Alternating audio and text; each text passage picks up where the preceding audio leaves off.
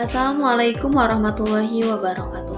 Halo teman-teman, di video kali ini izinkan saya untuk mereview sebuah buku, yaitu buku Tak Mungkin Membuat Semua Orang Senang yang ditulis oleh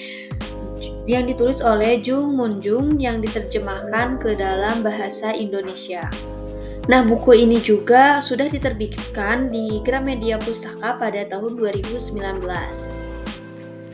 Buku ini menarik karena buku ini bukan bikin kita gak peduli sama orang lain, tapi justru lebih kita menghargai diri sendiri tanpa menyakiti perasaan orang lain juga. Jadi buku Tak Mungkin Membuat Orang Senang ini terdiri dari 5 bagian dan 7 prolog. Nah, 5 bagian ini terdiri dari yang pertama, tidak perlu menjadi orang yang baik. Lalu dunia akan terasa lebih baik jika kita tidak bersikap pasrah. Yang ketiga yaitu cara-cara mengekspresikan diri. Yang keempat yaitu membiasakan diri agar tidak terpengaruh komentar negatif dari orang lain. Dan yang kelima yaitu cara menghadapi orang kasar dengan senyuman. Nah, buku ini diawali dengan sebuah prolog yang diberi judul, yaitu bagaimana cara kita menghadapi orang kasar yang kita temui di kehidupan kita.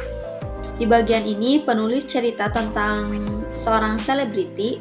Dia ini seorang laki-laki, dia suka ngasih komentar-komentar yang tajam, serta kasar kepada orang lain. Lalu dia juga membahas anggota girl band yang diminta untuk bersikap imut oleh seorang pembawa acara. Bagian ini bisa jadi sebagai pengantar bagi kita soal cara efektif untuk bisa menghadapi orang-orang yang kasar dengan sikap berkelas dan tetap tersenyum. Nah, yang pertama yaitu materi dari buku ini dimulai dari bagian yang pertama yang judulnya Tidak Perlu Menjadi Baik. Mungkin kita ketika mendengar judul tersebut membuat kita juga bertanya-tanya. Nah, penulis juga membagi bagian ini menjadi 13 bagian.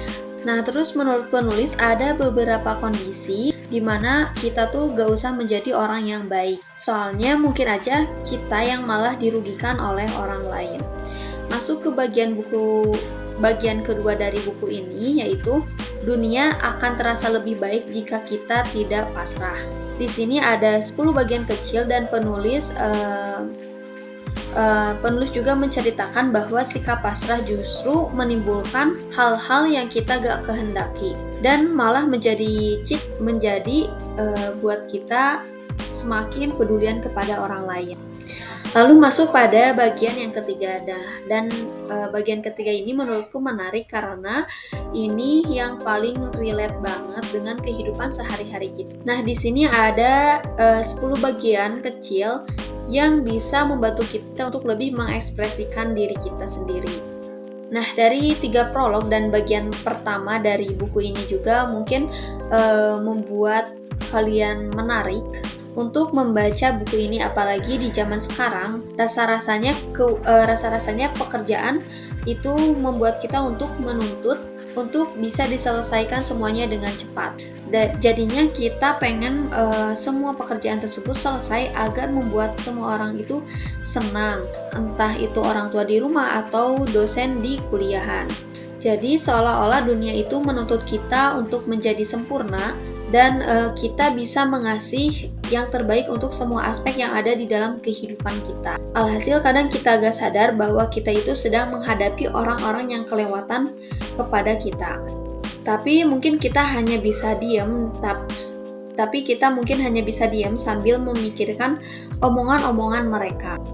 Mungkin cukup sekian review buku kali ini, semoga bermanfaat dan tunggu review buku part 2-nya dari buku ini. Selamat berliterasi.